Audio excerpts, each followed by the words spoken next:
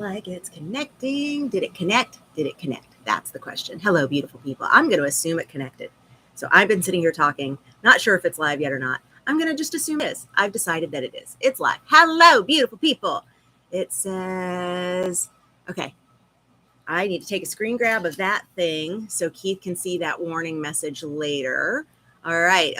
Hello, Mercury Retrograde. Hi, I'm Bonnie Gillespie. It's good to see you. Oh, hello, Donnie. Hello, Wendy. Thank you for saying hello. Let me change my chat to see everything posted. Hi, Bon. I love you. I love you too, sweetheart. Have you hugged yourself today? And even if you have, hug yourself again because it feels good and it's good to feel good.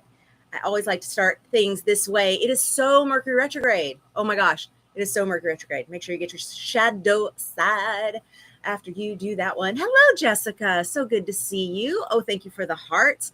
All right. It looks like we definitely are connected and you are hearing me and seeing me because I imagine you would tell me if that weren't the case. Y'all, so I just started up all the things and it goes, so you want to use your ManyCam? And I go, no, that's an app that lets me switch between multiple cameras, which we have a few set up here in the studio. And I just want to, just right now, I'm just getting back at this. I just want to use the one, like right there. And so I was like, no, let's use the one I want to use. And then it said, okay, you want to use your internal microphone. And I'm like, no, I want to use my really nice microphone over here. Please make sure you're using all my things. Hi, Donna. Good to see you. And then it popped up a big thing right as I started saying, we can't repair your backup. And that's disconcerting. Can't repair your backup, Mercury retrograde message. Got it. That's a little, yeah. Don't know about that one. So anyway, how's your Mercury retrograde going so far? We went retrograde with Mercury, where my calendar's way over there. Let's see when. Last week? Has it only been just over a week that since Mercury went retrograde? Wow. But that means we're actually halfway through it. We had the Kazemi a couple days ago. Yeah, so we're halfway through it. We're more than halfway through it. Mercury goes direct next week. So this one's a short one. A lot of times Mercury does their retrograde illusion pretty quick. So this one will be ending on the 15th, if I recall correctly. So we're almost done. Yay. So, so far, so good. Double check everything, read the fine print.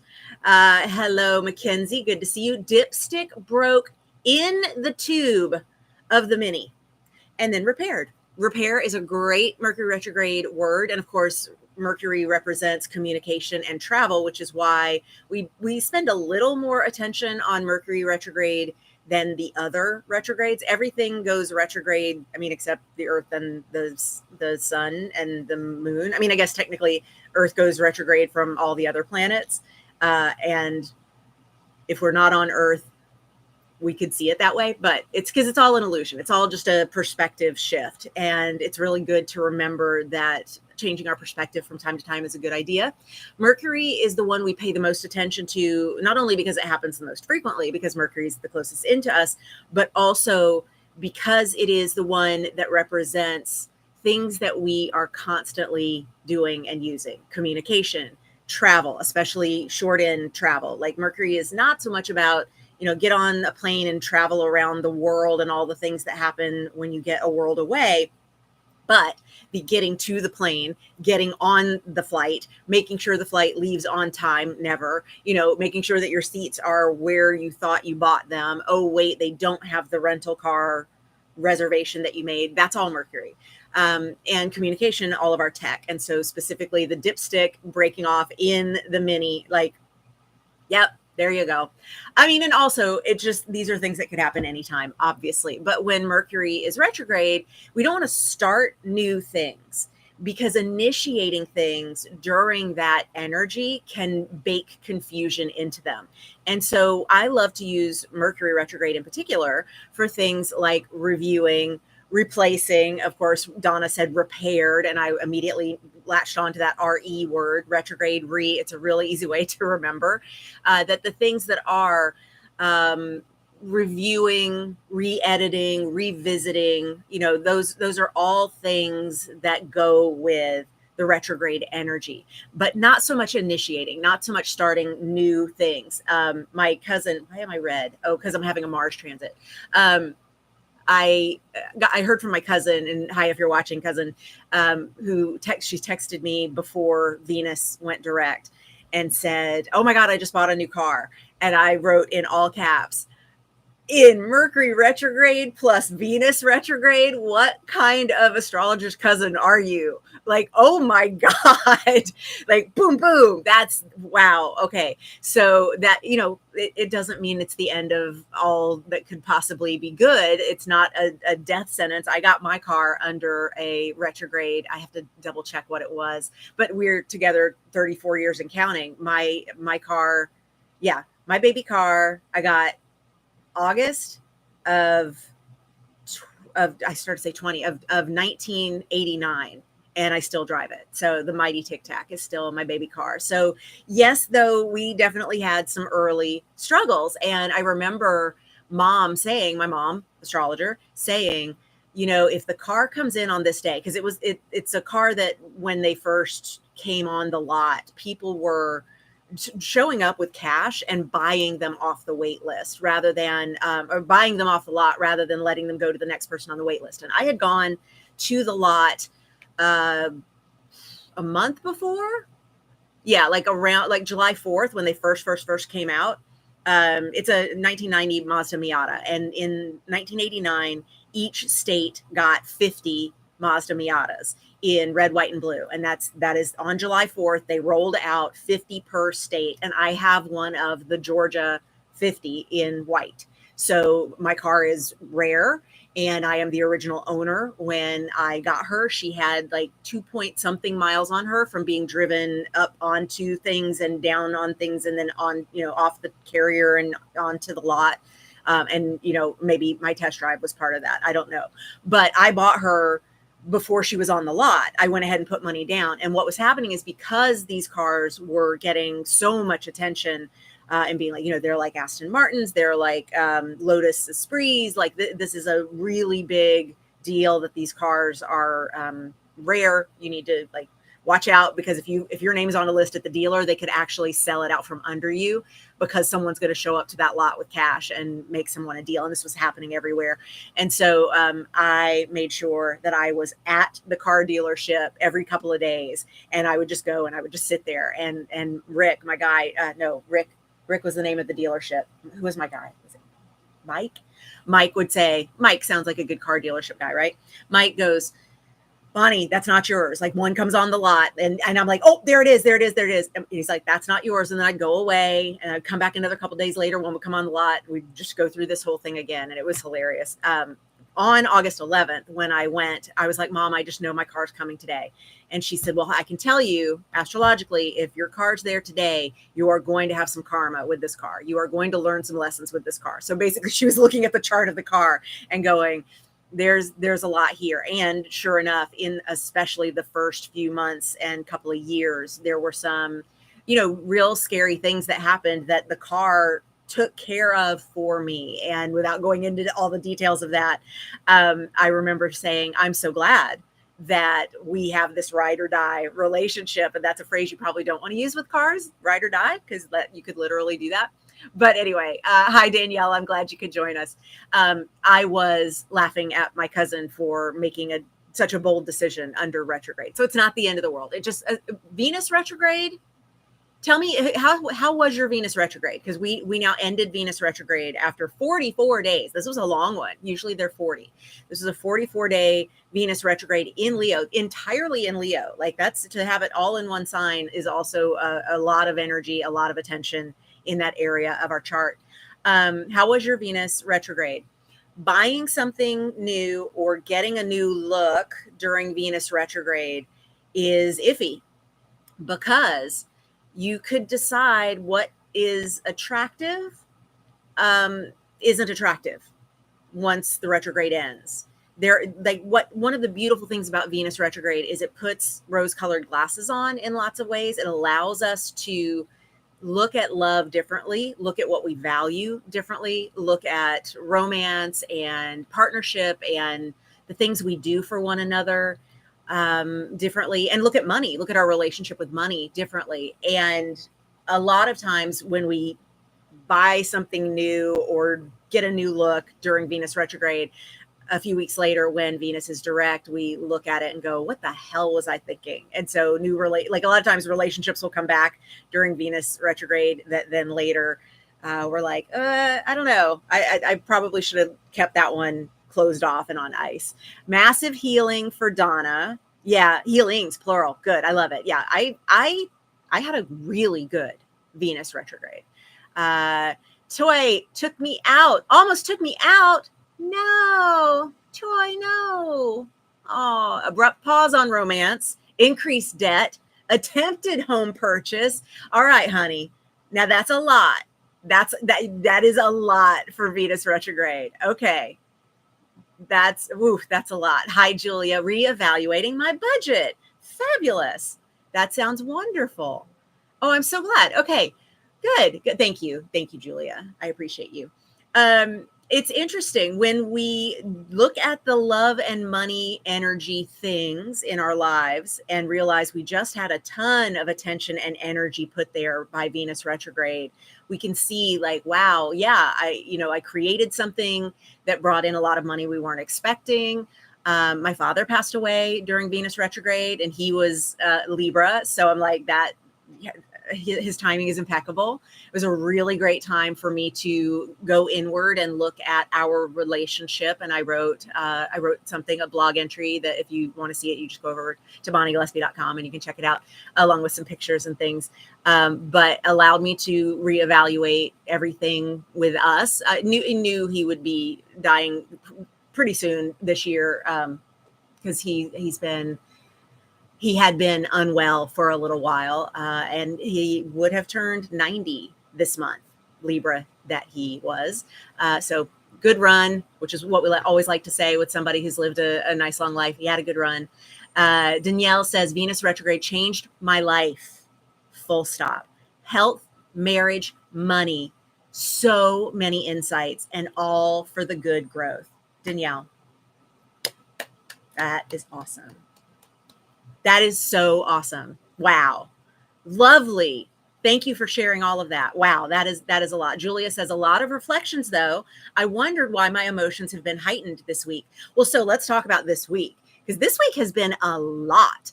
Woo, this week has been a lot. This is a lot of astro, like September itself is a light astro month.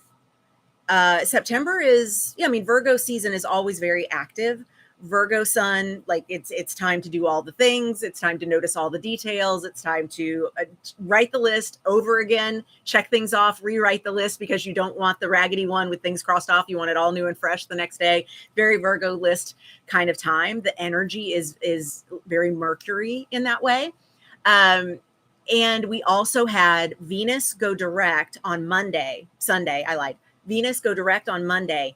Sunday, I keep saying it wrong, on Sunday. And then on Monday, Jupiter went retrograde. So it's like they just traded. They like the relay baton was handed off between Venus and Jupiter, and now Jupiter is retrograde. So we still have everything retrograde but Mars, and now Venus is no longer retrograde. But it's like we thought, okay, great, Venus will go direct.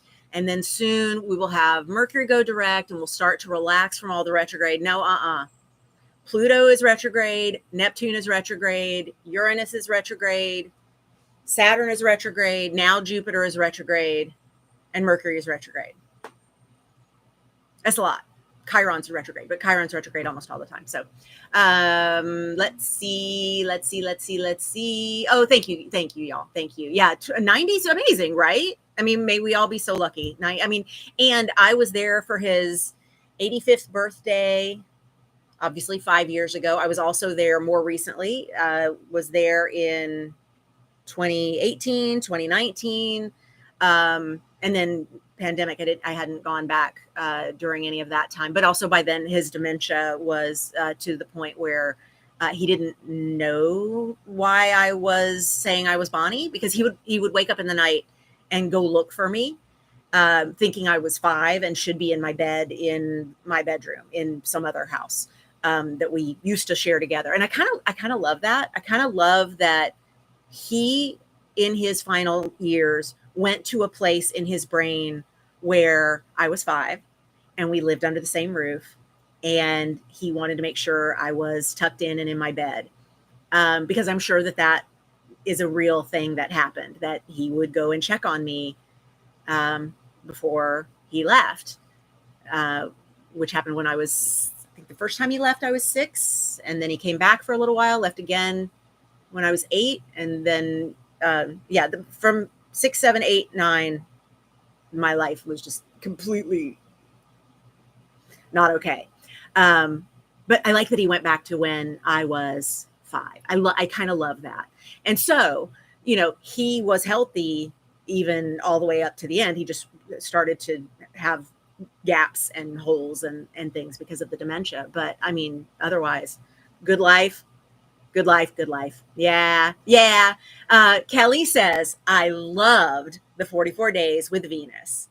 I also had a lot of breakthroughs. So for those who don't know about 44 days with Venus, oh my gosh, I was supposed to ask y'all to do me a favor.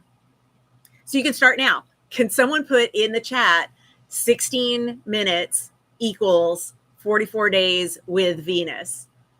So I'll tell you why we're doing this. But I'm going to first finish talking about 44 days with Venus because I want it to match 16 minutes into the broadcast. So y'all, for 44 days with Venus is something that literally half a week, 5 days, maybe 5 days at most. Thank you, Kelly. At 5 days at most before Venus went retrograde, I decided I'm going to do a thing.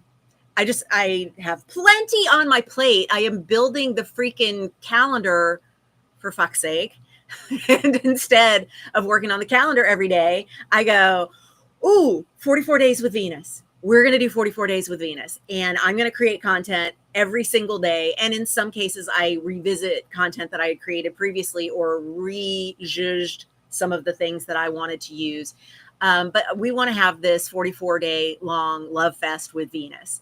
And it turned out to be phenomenal, not only for everyone who did it along with me. I think I had something like 37 people who did it along with me starting live. And so every page that went up each new day, they were there with it. Mala sighting. Anybody wants to put in at 1735? We have a Mala sighting. Okay, I'll explain why I'm having y'all do that. Anyway, there now are like 60 people in it.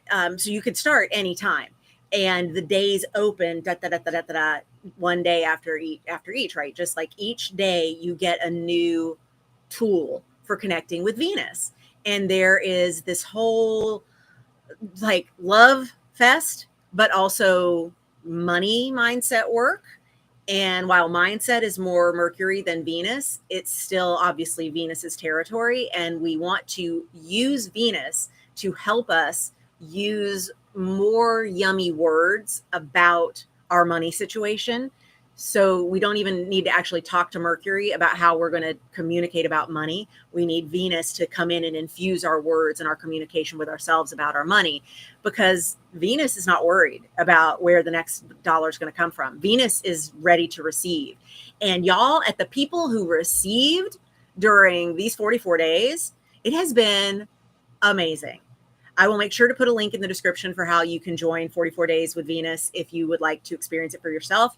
It is very affordable and it is a non-stop tool fest. And the best part, if I do say so myself, is that you do not have to use all the tools. In fact, you don't even have to look at all the tools.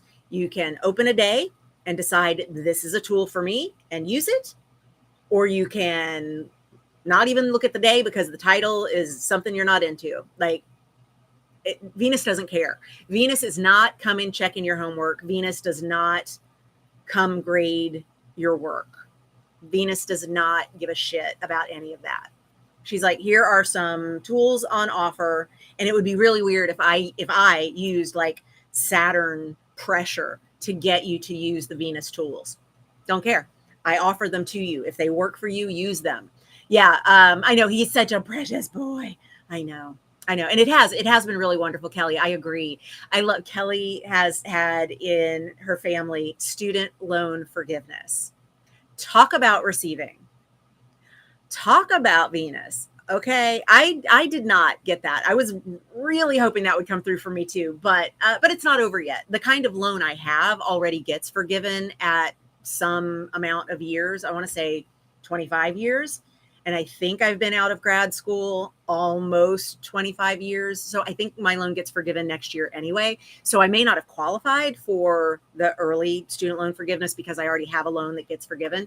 But anyway, whatever. That's me trying to think through rather than just being open to receiving. I got too into like, let me calculate if I'm gonna, But lots of receiving over here too. Oh my gosh, so much receiving over here. Lots of opportunities, some of which I cannot talk about yet that I'm really excited about. Some really high profile opportunities coming my way. I'm so happy. Good times. Yes, I know. Congrats, congrats, congrats. Danielle says, I'm still playing with the 44 days with Venus. Super enlightening and fun, especially with my Venus and Mercury within a few degrees of each other in my 10th house and 3 other biggies. Okay, Danielle. So one of the things that we talked about in 44 days with Venus, if anybody wants to timestamp 21 minutes, Venus and Mercury in the same sign, that would be much appreciated. The in 44 days with Venus, early on, we hit a day that is, what if your Venus and Mercury are in the same sign? And for sure, when you're in a stellium, when you're in a situation where you have multiple planets in the same sign, in the same house, you're going to need to use a little discernment, which is a very Venus word, a little discernment to determine which planet is communicating with you and which planet is taking the lead on certain issues. Because in a stellium, which you can often have like your sun and Mercury and Venus in the same sign in the same house. It happens a lot. I only have my Venus is in a different sign from my sun, but I have my sun, Mercury, Mars, and midheaven. That's not a planet, but it's still energy, all in the same Cancer 10th house situation as well. And then over in my first house, I have my Libra rising. Again, that's a point, not a planet, but it's still energy. I have Libra ascendant, Libra moon, Libra Uranus, Libra Jupiter. So I have 2 stelliums. Anytime you have 3 or more planets, and then also placements, but it has to be 3 planets and then a placement by traditional astrology. In the same sign, you have a stellium. Yes. So my fellow Libra stellium folks. Yes, yes.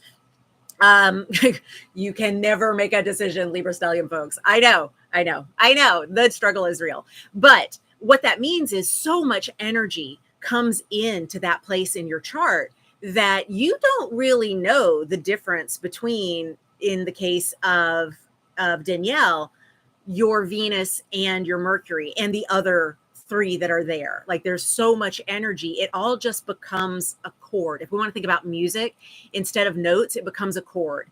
And after a while, a chord starts to sound like a note because you're so used to hearing the plurality of it.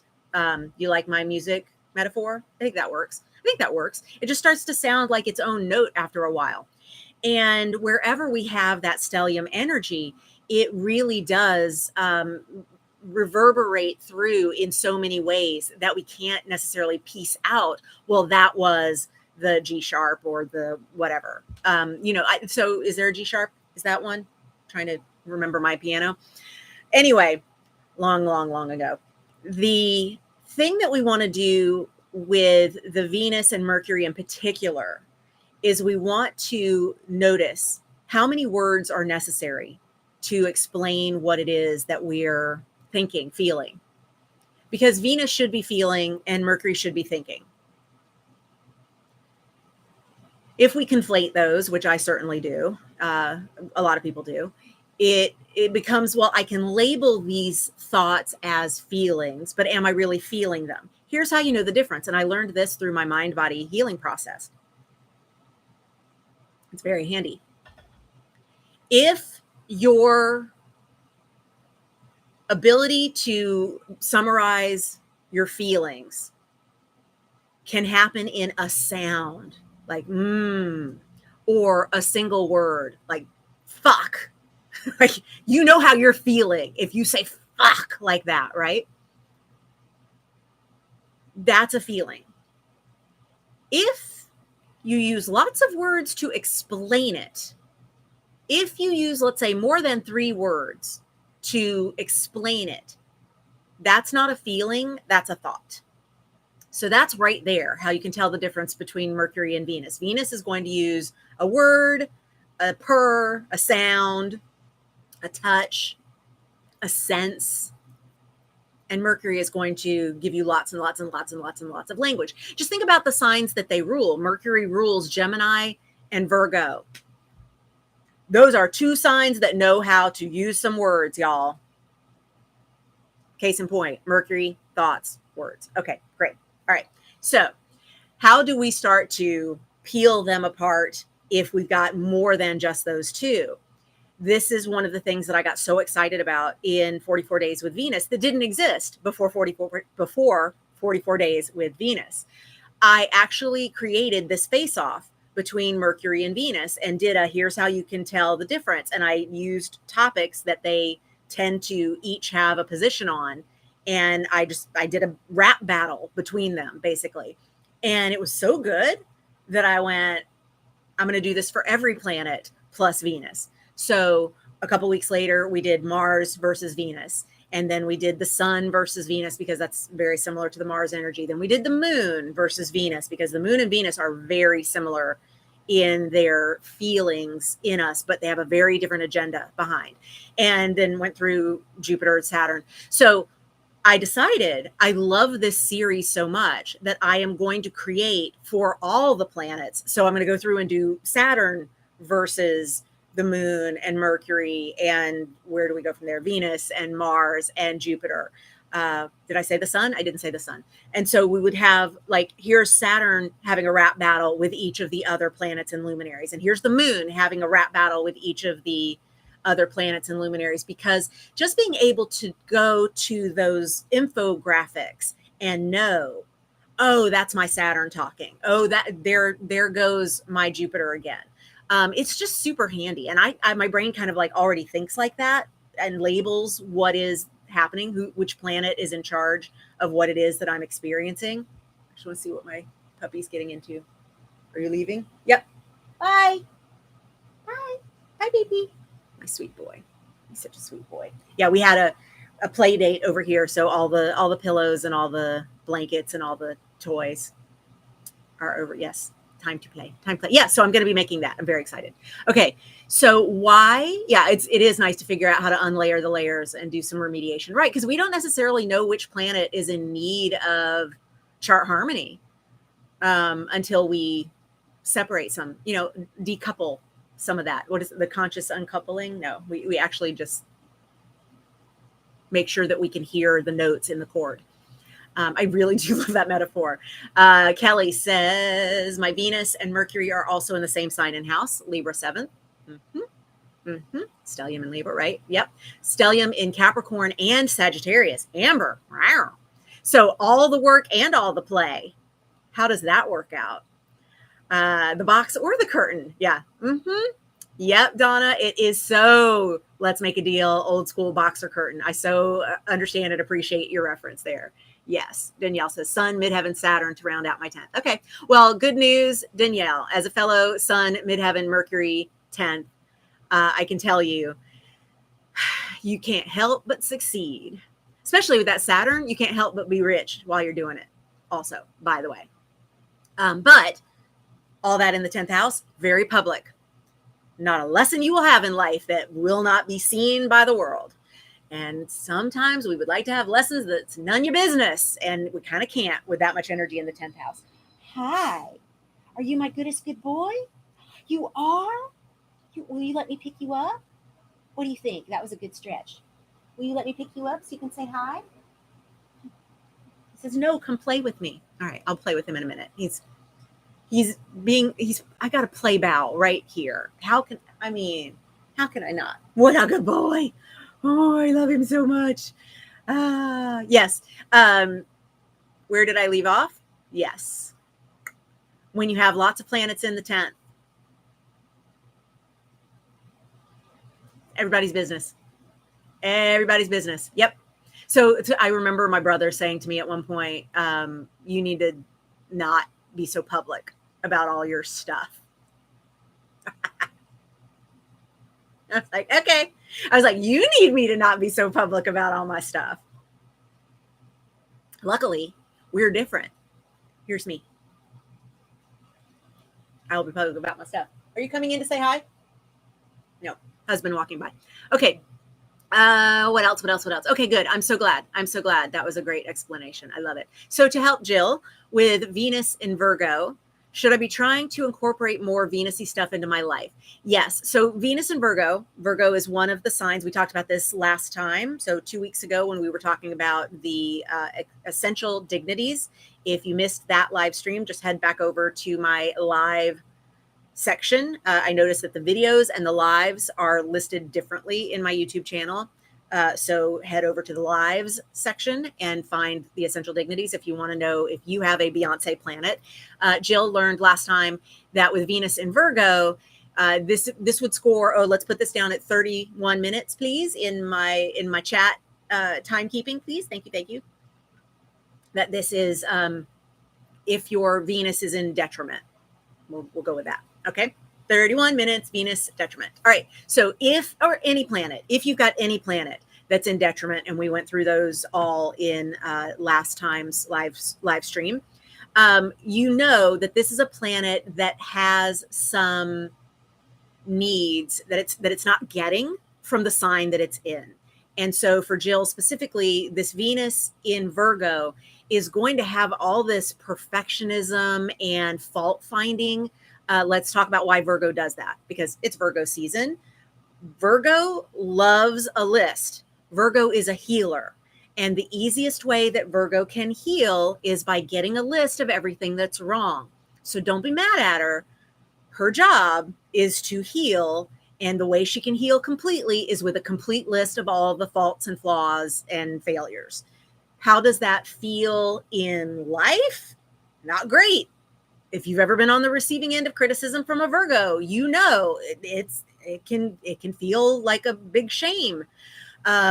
Also, wherever Virgo is in your chart is an area, the house is an area where you may feel a lot of criticism and a lot of shame and get a lot of chatter around how you could do it better.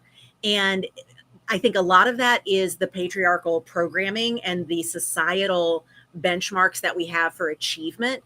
And so it makes it so that something that was originally meant to be, here's the list of all the things that need healing, so let's go heal it, has become, let's use Virgo to make a list of everything that's wrong and then sell big pharma to it.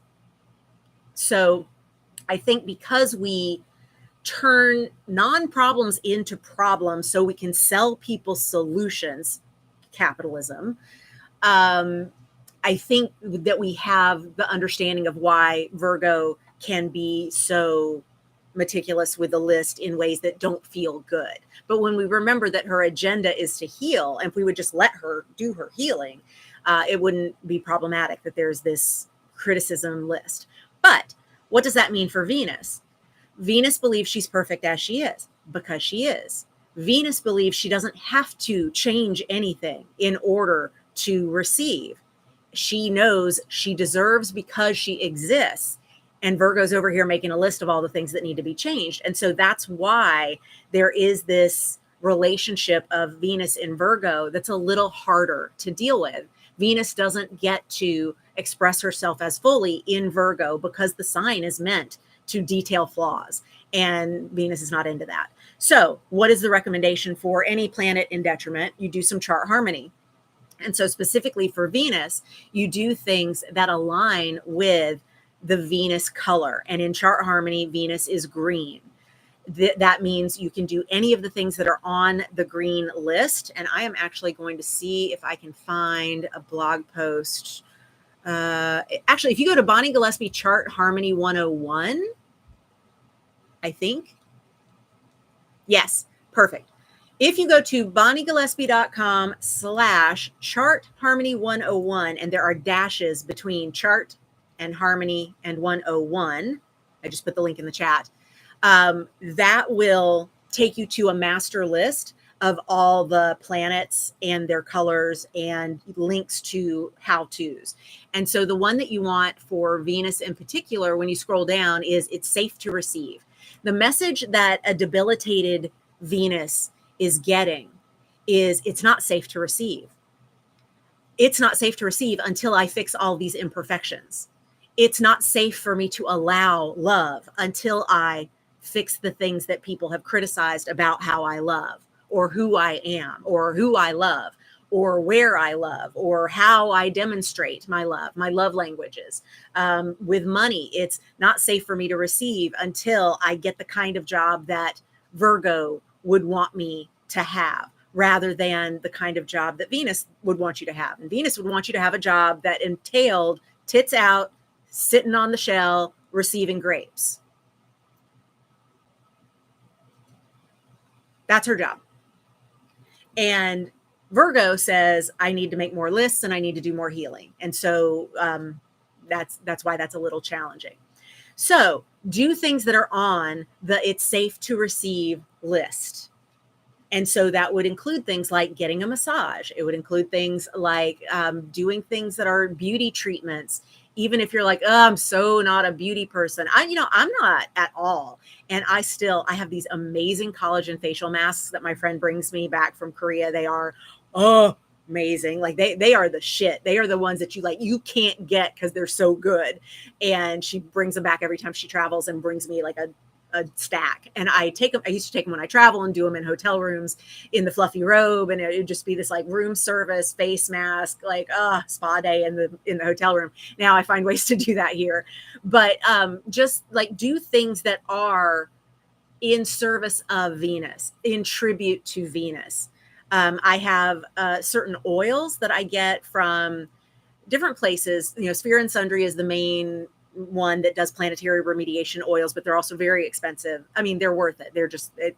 Don't shop on Jupiter Day there. You will spend all your money, and ask me how I know. If you want to do it on a budget, there's a really great shop down in Long Beach called Eye of the Cat, and they ship. So don't judge their 1997 website. It's still really good stuff. And then there's also Black Phoenix Alchemy Lab, which does co-packing with Sphere and Sundry. And if you buy directly from their site, they have some things that are lower price point than Sphere and Sundry. Those are the three main ones that I use for oils. But I have little drawers, like office supply cabinet drawers. And so they're little drawers that you would put pens or pencils or erasers or whiteout or whatever in. And the drawers each have the oils for the planetary day of the week. And that helps me, like even if it's not a Friday, which is Venus Day, I can go to the Venus Day drawer if I need to do a money spell, or I want to put on an oil that helps me with my love or my enoughness, because I keep those organized in there. And so just something like putting on a little bit of oil or lighting an incense that is aligned with some of the flavors that you'll see in that article will help. Let's see. Kelly says, I will notice so many things as a Virgo, and it drives people who know me kind of nuts. Yeah. Of course, it can be great. Jill says it's great for me in my day job, though. Of course it is. You're incredibly productive when you have all that Virgo energy. Of course. Oh my gosh. And you can do it better than anybody else, which means if you just finally tell people, please stop, let me do this, you won't have to do over something that somebody else fucked up, because you're going to be the one who does it best anyway. But yeah, Jill says I'm the female Larry David. Amazing, Jill. Okay, but my secret to great skin? Genetics. I won the fucking genetic lottery. What can I say? And I don't go out in the sun. So there's that. What about Virgo Sun and Jupiter third house? Would that just amplify the pickiness, perfectionism of Virgo? Healing or balancing?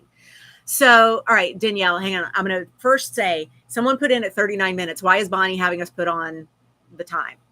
At 39 minutes, Bonnie said, why am I putting on the time? All right. Because I have this amazing friend that y'all should go subscribe to her YouTube. It is Creation TV Station. Ripley, I'm telling people to go subscribe to your station, so you have to do stuff. Ripley, who is also known as Rips Creates, Ripley has become like an accountability buddy and a biz bestie for me in astrology / YouTube business. And I was talking with her 2 weeks ago after the live stream and complaining that, the first comment was someone asking for chapters and I don't know how to do that. And she said, of course you do. And I said, how do I know how to do that? Tell me how I know how to do that. Because I don't think I know how to do that. And she said, you know how to do that by just asking the viewers to put the time code in the chat and write what the topic is. And then after the broadcast, go get those times and put them in the description. And then when they're in the description, they create actual chapter breaks at YouTube. And I'm like, son of a bitch. Son of a gitch. I was going to say son of a gun and son of a bitch at the same time. And I said son of a gitch. I kind of like son of a gitch. I think that's my new thing. Yeah. Okay. So son of a gitch. That's brilliant. I'm going to do that. So that's what we're doing. We're time stamping so that we have chapters later, because the last one ended up getting time stamped by my amazing team. And they're also the ones that created my shorts. I don't think the Beyonce one got put up here as a short though. I need to find out why. I will remember to ask why. It did, however, go up as an Instagram reel, and it's super fun. It makes me happy. Do you have Instagram? Do you have Beyonce planets? Do you have Beyonce planets? Made it up at Instagram, and I'm really happy because it's like I've never done an edited reel, and I still didn't. My team did that. Okay, now back to you. So at 4120, what about Jupiter in Virgo? Let's talk about it. Because Jupiter is now retrograde and it's turning all that energy inward.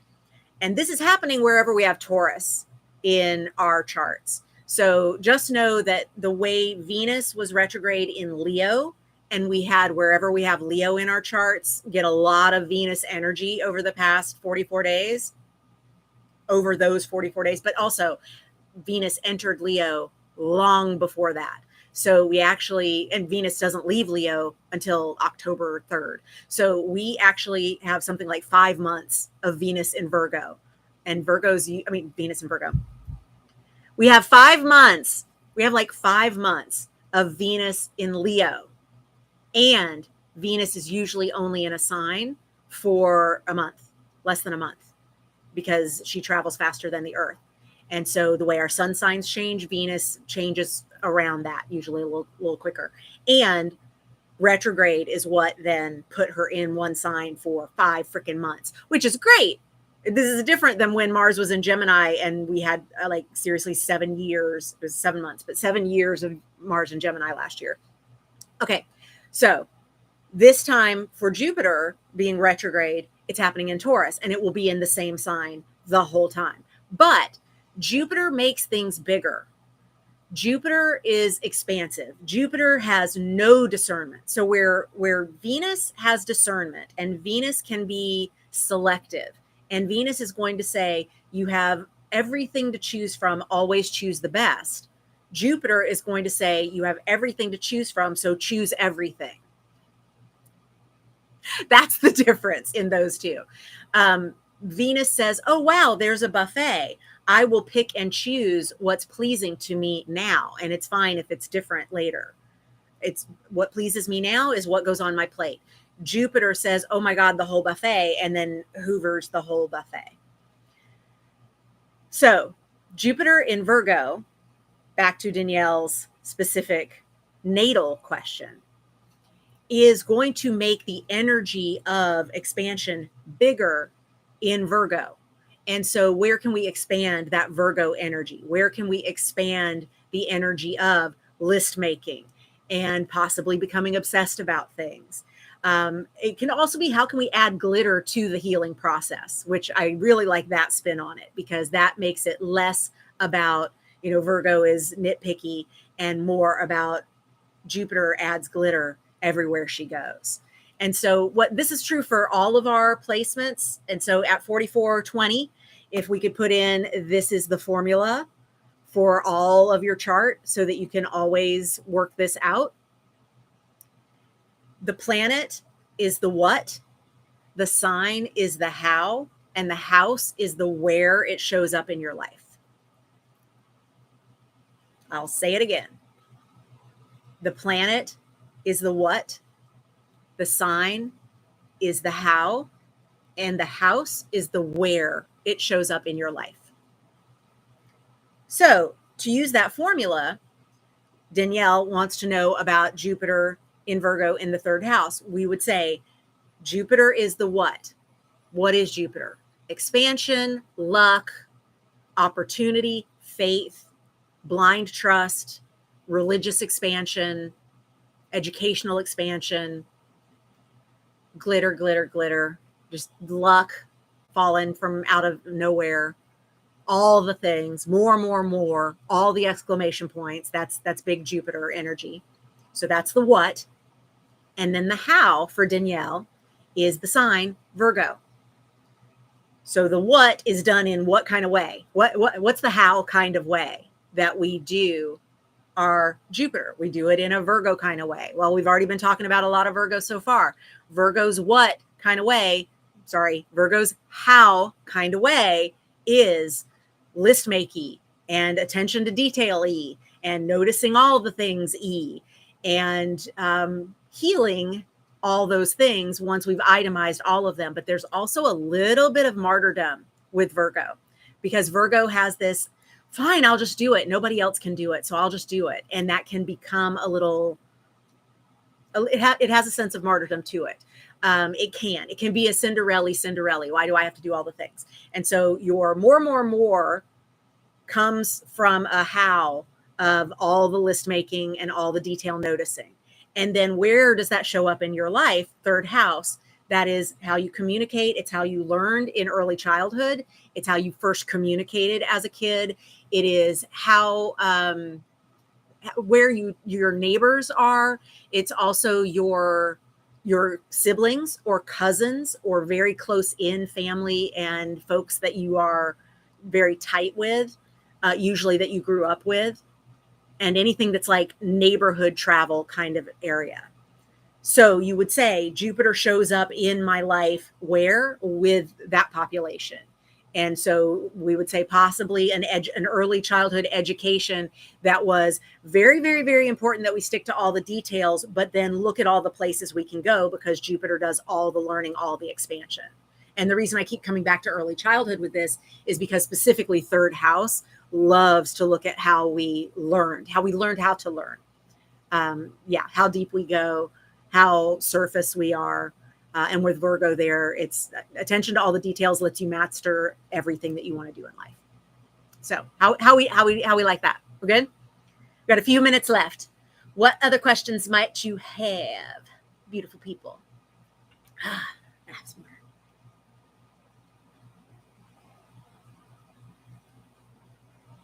Mm-hmm. Oh, Mackenzie, thank you for putting the list of places to buy oil. That's fabulous. Thank you. I appreciate that. This is for my third grade daughter who is having perfectionist meltdowns. Bless.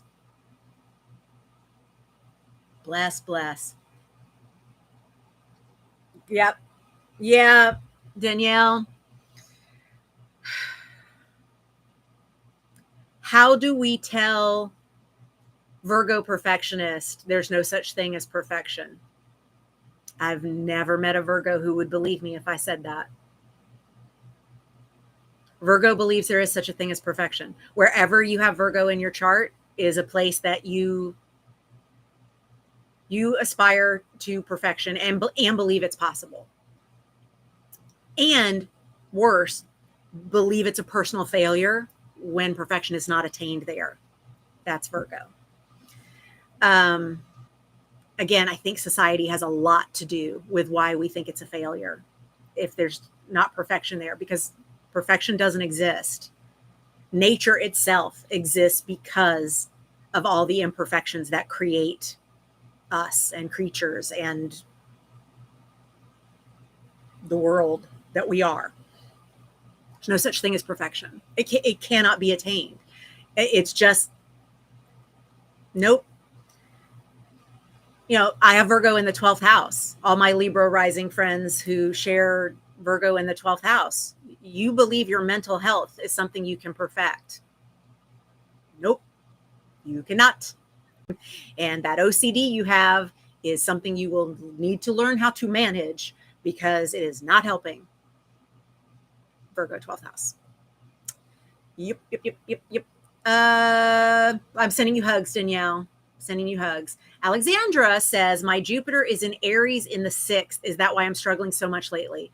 So you just had a Jupiter return last year before, Alexandra, when Jupiter was in Aries. You got a new 12-year cycle with Jupiter, because Jupiter takes 12 years to go all the way around the chart. And he's in Taurus right now. I'm losing my words because I've been talking an hour now. Not quite. He's in Taurus right now, which means he was just in Aries before this. So I would go back and take a look at when Jupiter returned, when you had your Jupiter return, the exact date. And Jupiter was in Aries for almost a year, and it was in parts because he was in Pisces, then he went into Aries, and then he went back into Pisces, and then he went back into Aries, and then into Taurus, and then back into Aries. So you've had like not a year in a row of your Jupiter return, but you've actually probably had a couple hits of it, depending on the degree of your Jupiter in Aries. But let's just talk about, let's do that same formula. Jupiter is all the things, and yours does things in an Aries how. So what is an Aries how?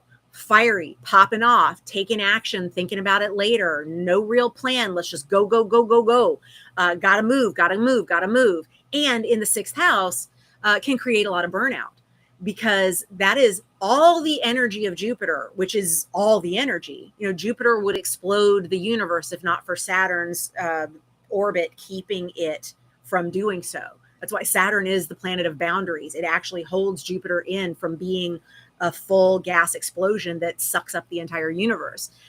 Jupiter is a lot. And for you to have it in Aries, that means that it is constantly going more fire, more. Like the more of Aries is striking matches at this ball of gas that is Jupiter constantly. And in the 6th house is our day-to-day. That's our every single day. That's our rituals. That's our health and hygiene. It's our daily intake. It's our food, water, exercise. It is how we do our rest and our life. Like that is the place we look to for a lot of health issues. And so I would just be careful for burnout there. So for me, Miss Alexandra, if I'm you, I do some things to cool down that Jupiter. How do we cool down Jupiter?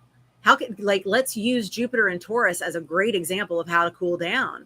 Because yes, Jupiter and Taurus says all the things, but not in the way that Aries is like fired up about go get it. Taurus is Venus ruled, not Mars ruled like Aries.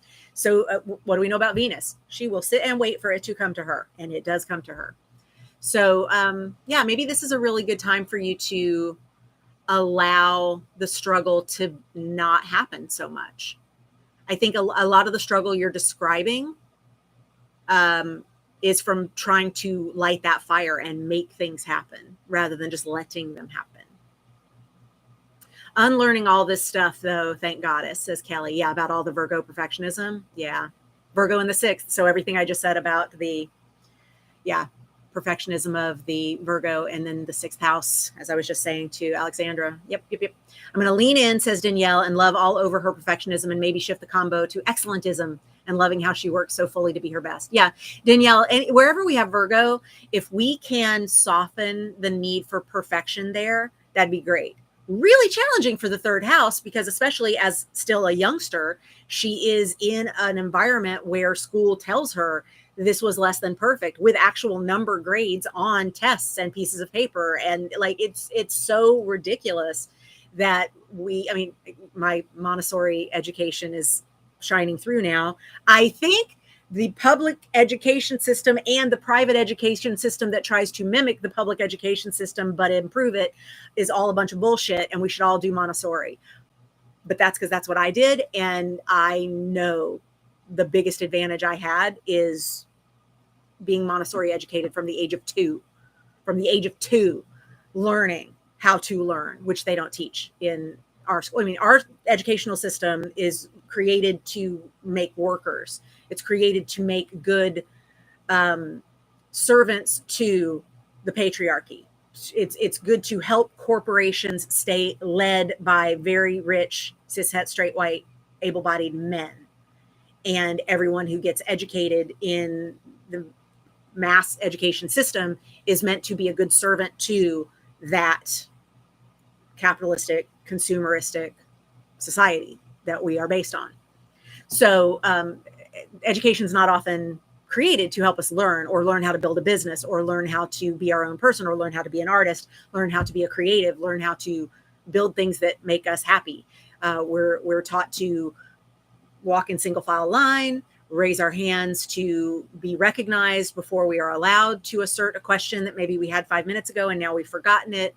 We're punished for clicking a pen or tapping a foot or passing a note, which are actually all things that really help our brains stay stimulated and get educated. We kill creativity in our educational system. So what do we do? She's in a Montessori school. Danielle, she's in a Montessori school. Great, perfect. So she's in a Montessori school. So already she is learning how to love learning, and she is learning how to take responsibility for herself.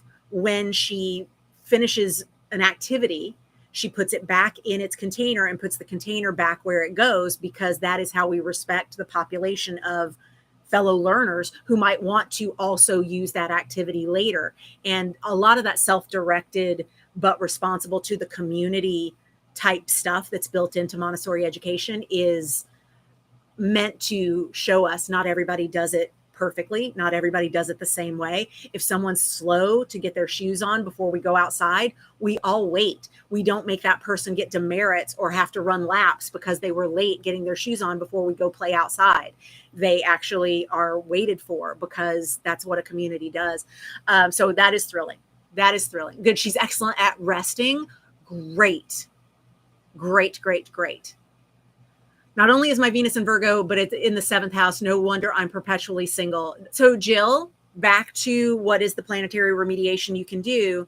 Let's do some Venus work on that goal of what would a relationship look like that you would love being in. Not what would a perfect relationship be, not what does Virgo define as a perfect relationship, but what is it that would feel good to Venus when it comes to a relationship. Jessica says, Jupiter in Sagittarius, anything to be aware of? Yeah, so Jupiter is the ruler of Sagittarius, which is great news, but very fiery. So everything that I just said to Alexandra about Jupiter and Aries, like all that fire, the difference is Sagittarius is not going to take off as fast as Aries does. Aries is like move and then later look at what you did, maybe.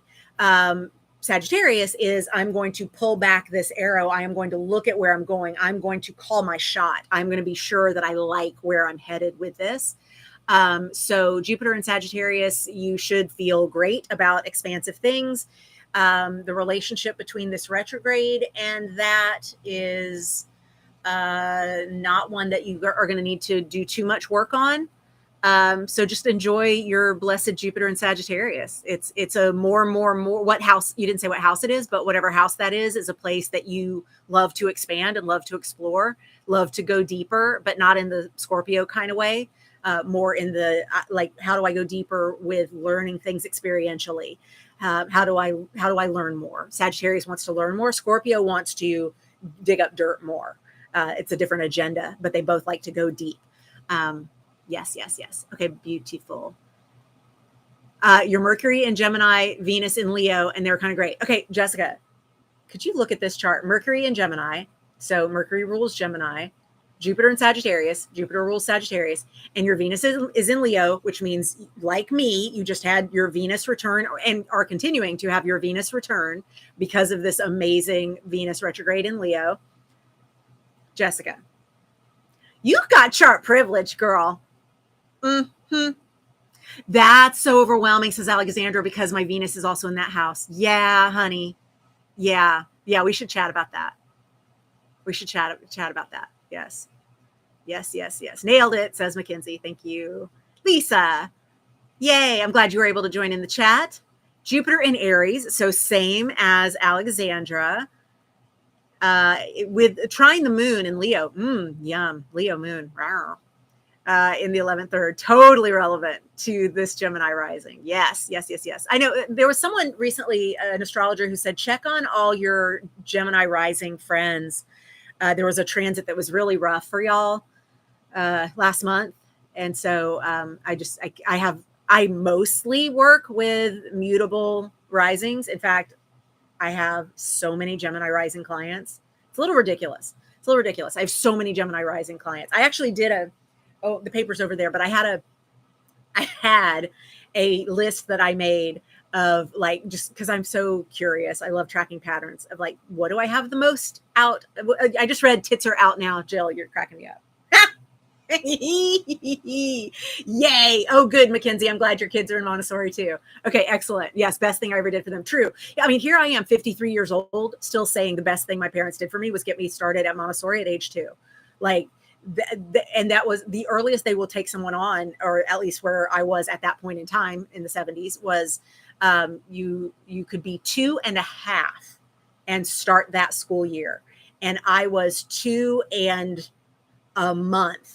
So they let me start mid-year instead of having to wait until I was 3, till I was a full 3. And I mean, obviously all of that, it was fantastic because it just meant I grew up in the Montessori environment, and I didn't get mainstreamed into traditional school, public school, until I was 8, during the aforementioned family falling apart time. One of the times when Dad had moved away and came back, moved away, and then left for good.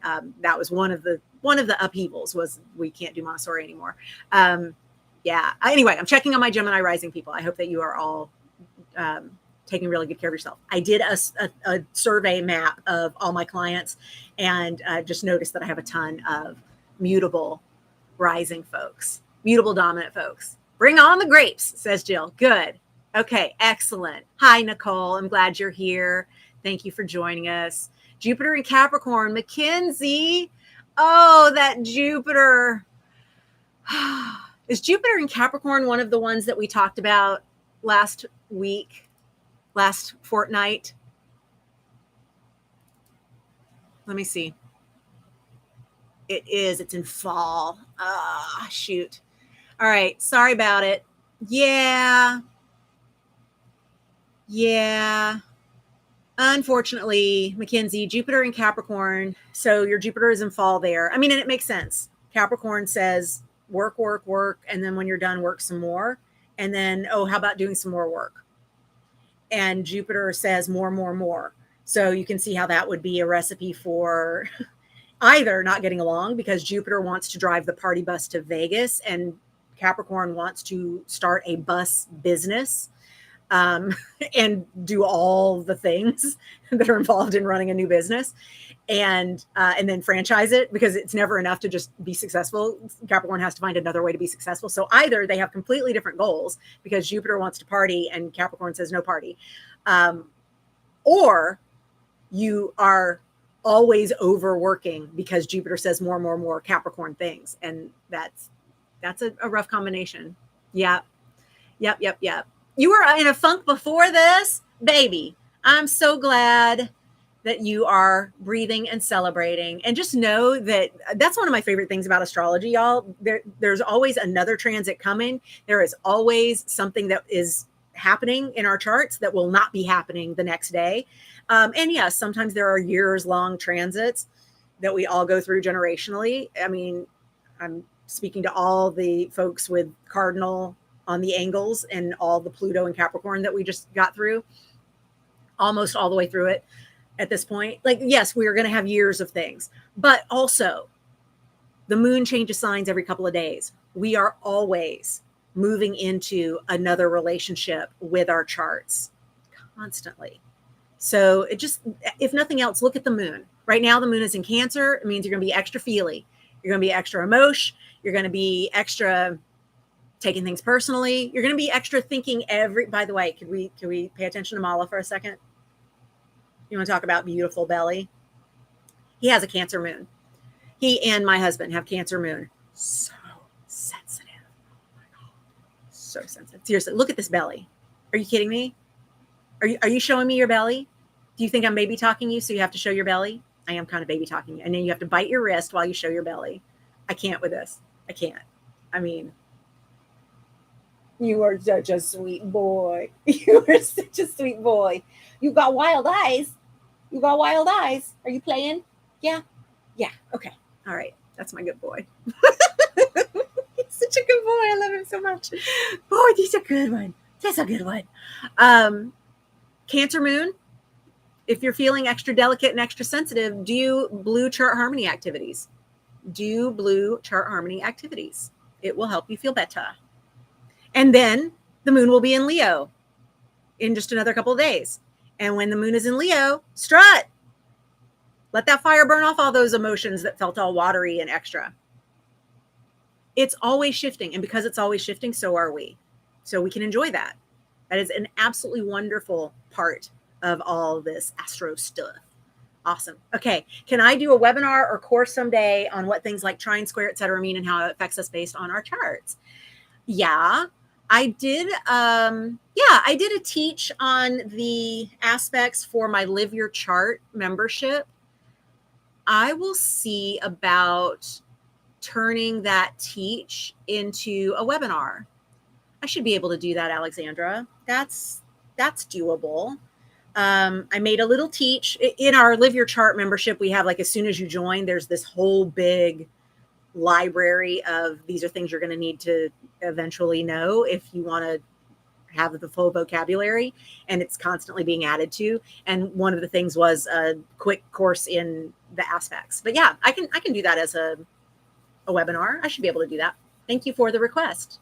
Alexandra, could you do me a favor and either DM me that at Discord or just reply to a bond blast saying Bonnie told me to send in this request so that I don't lose it from this chat. Thank you. And your daughter did Montessori preschool and kindergarten. Yay! Yay! Awesome. Awesome. Melly, hello. Venus in Aries, been rethinking career and beauty industry. And then I just got a job in a nail salon as a receptionist. Yeah, well, while Venus is retrograde, especially in a fellow fire sign, Leo, to your Aries, that retrograde gives us a chance to reevaluate. So you were rethinking your career and beauty, and then there is the job. I love it. I know, the corkscrew tail, Danielle, for real. For real. I know. So, Keith, all right, I'm going to end on this. Keith was taking him for a walk the other day, and Keith was in a mood. Like, it was Kazemi Wednesday. Like, it should be bright and light and lucky and awesome. And here's my Jupiter ruled husband taking my dog for a walk. And they're outside, and Keith comes home, and he was like, fucking people. And I'm like, what happened? And he goes, just this fucking guy as we're walking along, and he goes, your dog is beautiful. Don't fucking talk to me while I'm walking my dog. And I'm like, okay.